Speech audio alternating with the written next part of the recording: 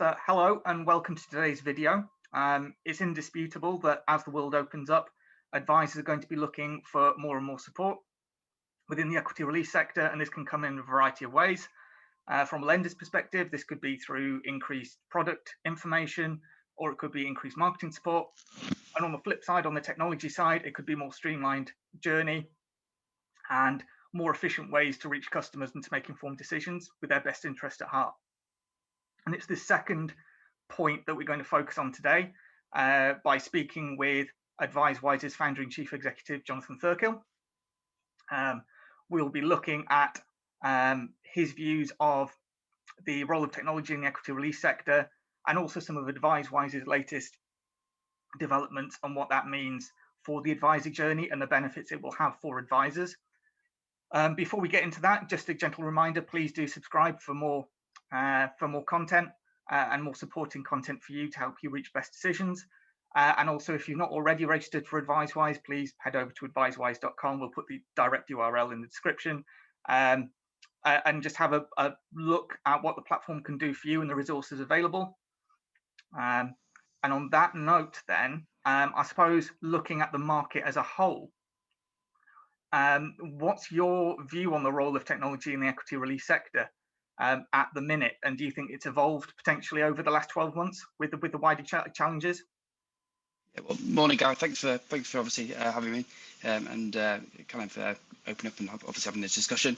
I guess in terms of the actual lease industry, yeah, from a technology point of view, I think we're still behind mortgages. You know, probably look at the technology that's available in the mortgage market end to end for brokers. That's been available for probably 15 years now, and I think, you know, from an AdviseWise point of view, we've been around 18 months. Our view is really how can we utilize technology more in the actual lease market to kind of open up the market and make it easier for advisors to actually advise. You know, there's lots of advisors that work in the resi mortgage space who don't look at equity release, maybe put off by the technology.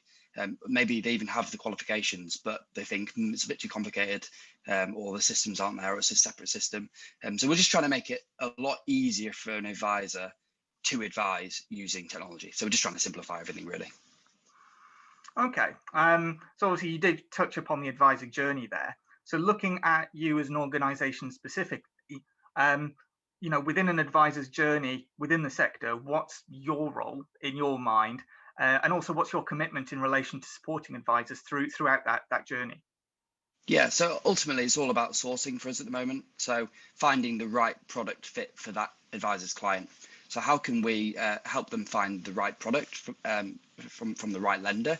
And then I guess on from that, our commitment really then is how can we take that advisor from I've picked a product, or even before that, actually kind of working out which product's right for that client through to actually completion, application and completion eventually.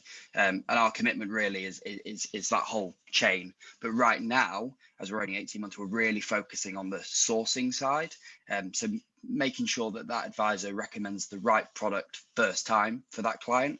So they're able to look at criteria, they're able to understand the client holistically, they're able to understand the products in the market. There's 400 plus products now in the market, massive growth over the last 18 months. And how do you as an advisor keep up with that? It's, you know, it's almost an impossible task. You know, from a technology point of view, we want to make it that you put in the information and just like you do a car insurance quote, the right product pops out the other side. Super simple, less prone for mistakes, and ultimately the client gets a better outcome because they get the product that's the right fit for them rather than the product that maybe an advisor thought was the right fit, but because there's 400 products and it's hard to know, you know, how do you actually know it's the right product? I mean, sure, advisors, you know, do know, but it's just shortening that process. So at the moment, it might take an advisor quite a long time to figure out which is the right product. Whereas if we can get the technology right, that can almost be not decided for them, but really streamlined in terms of how that is the right product because it meets the criteria that the client has set and meets their objectives, and the property matches the lender's criteria as well, and it's all seamless for an advisor. Okay, I mean, I think you've touched slightly upon this in your previous answer, although it was quite heavily focused, I think, more on the process side. But how is AdviseWise specifically supporting advisors through technology? Yeah, so it's two-pronged really. So obviously we've got the platform on there. In fact, it's three-pronged. We've got the platform, which is kind of self-service, you can go online and source. On there as well, we have an upskill program. So there's content, video, information about a lenders hub, loads of online resources to help them get relevant information, basically. And the third is our desk, our mortgage club. So that's less use of technology, but obviously it's interlinked with the platform. So you can go on AdviseWise. We've got a live chat function. You can call us up. We can access the cases that you're looking on the system. It's all integrated. So we have a holistic view, I guess, of being able to go into that advisor's client and case on AdviseWise and help them figure out what the right product is, really.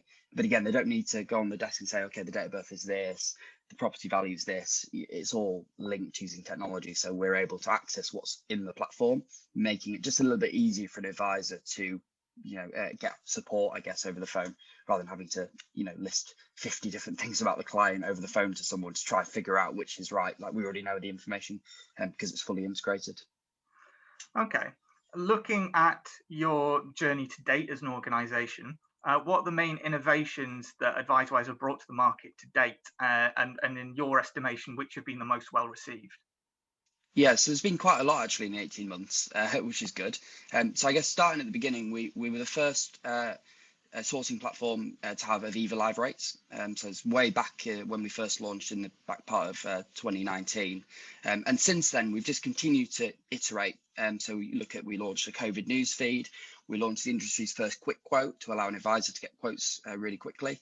And then from the back of that, we then launched API integrations with both Pure Retirement and Just, which allows an advisor to get a KFI in a couple of seconds. That's really simplifying the process. So, you don't have to rekey and go to the lender's portal for those providers. You can press a button, the KFI comes back, massive time and efficiency saving for an advisor, and also for the lender. So that's really great. And then more recently, in this month, the last week, we launched our dynamic fact find, which is our most recent innovation. I'd like to think that will be the most well received, but it's a bit too early to tell you yet. But initial thoughts and feedback has been really positive so far.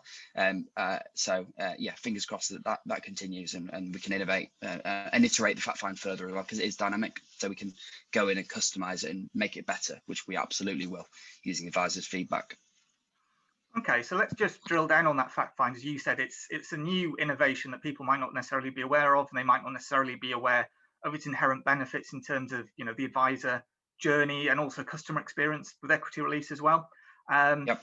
So why don't you sort of just give an oversight for those who might not know about it in terms of its key features, its USPs, and as I said, the actual benefits to the journey? Yeah, so on AdviseWise now, there is the ability to start a fact find. That pulls in information from the advisor's case on the system, and they're able to basically do an entire fact find on AdviseWise, and it's fully integrated with our research. So everything that's entered into the case and into the fact find goes directly into the sourcing. So it's completely seamless. Talking about saving advisors time, they don't have to go in and rekey everything. Additionally, it's completely dynamic. So if they want to change any question, remove questions, make something required, not change the tab order, they can go in and do that. It's hard to kind of get it over in words how powerful we think it is. So I'd really advise an advisor, if you've not used it, go on to AdviseWise, sign up for free and start a fact find and have a play, because it really is end-to-end solution. Once you've done that fact find on AdviseWise, you can download a PDF version of it. Any product that you've selected in the research appears on that PDF.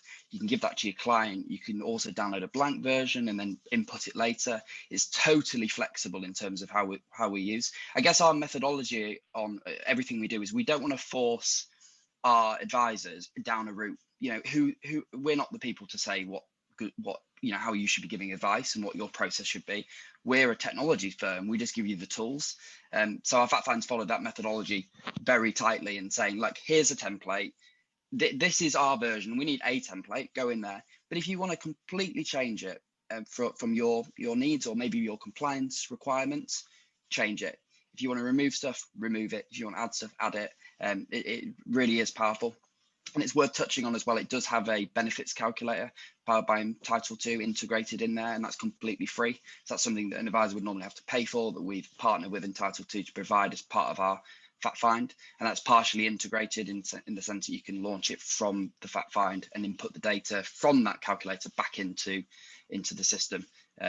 So essentially, when you download that PDF at the end, you've got a full view of everything. So all the information, client, property, benefits, medical, everything, research, products that were available, the one they selected, notes at the end, and then a final PDF. So it really is completely end to end in terms of that sourcing journey. And I guess touching on the sourcing, we really want to make sure the sourcing, as we talked about at the beginning, is as accurate as possible. So, and as I touched on, it is fully integrated. So when they're entering the details in the fact find, such as flat roof percentage, or maybe it's got agricultural restrictions, that is linked directly to the sourcing and will remove products that don't meet that requirement.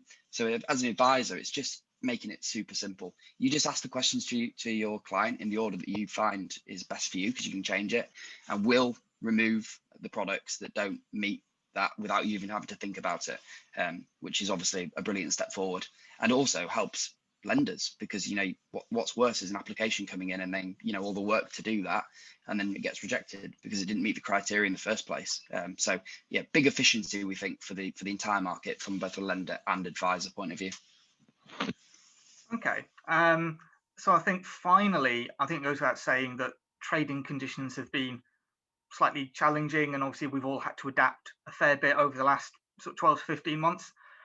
But in your estimation, looking at both recent and current market conditions, where do you personally see the equity release market going over the next 12 to 18 months? Yeah, so I guess, it's been a bit weird, isn't it? There's been pent up demand, and I think COVID has and will create demand in the market. It has to. Currently there's furlough money out there supporting millions of people essentially, and I think including our target demographic. And I can see that as things unlock and people start, doing home renovations, being able to do those holidays again, maybe want to open the bank of mum and dad and support their children, especially in tough times. I can see that the market growing, especially in the IFA market as well, actually, coming back and speaking to IFAs. And I guess if we can give the technology there to help IFAs recommend equity release as a suitable product, we can help grow the actual market. In terms of products, I guess rates going in the back end of last year were the lowest they've ever been. There has been some rate increases, but they're still at, really record-breaking low rates. So I think if that continues, and I'm sure it will, given the headwinds in the economy, keeping the base rate low, and obviously if gilts stay down, I can see that those rates really pushing demand as well. And additionally, product features and flexibility in products just continues to get better. Lenders across the entire market are continually looking at better products, more flexibility, and I think that can only help kind of increase demand.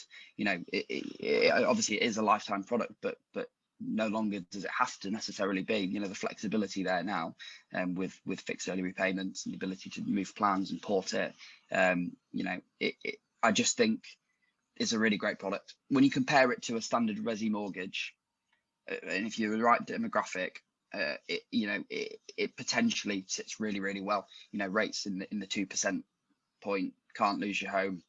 I just think it's a great product, and it's innovating really significantly with lenders in the last obviously couple of years, and I can see that continuing in the last 18 months. And additionally, kind of from our point of view, it feels like both consumers and brokers are embracing technology more now. Video calls like the one we're doing right now, I can see that becoming much more prominent, and I think that opens up the market. It's so much easier for a broker to potentially get a client and speak to them and communicate through Zoom, and potentially do even more business, 2-3 cases a day if they had the time, and sit on a Zoom call rather than having to go out and see people. So I can see that almost helping grow the market as well from a technology point of view. And ultimately the clients now are used to it. They're all Zooming, or they're using Alexa to call their grandchildren.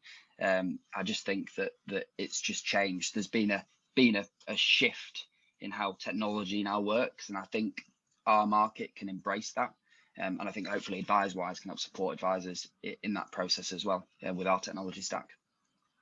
Okay, well, thank you very much for your time today, Jonathan. Hopefully our viewers have gained both an understanding of the wider role of technology within the equity release sector and how it can benefit them going forward as the market continues to grow, but also of the specific support and tools available through AdviseWise that can help them in terms of streamlining their advisor journey and also in making informed decisions. As I said at the start of the video, please do remember to subscribe for more supporting content.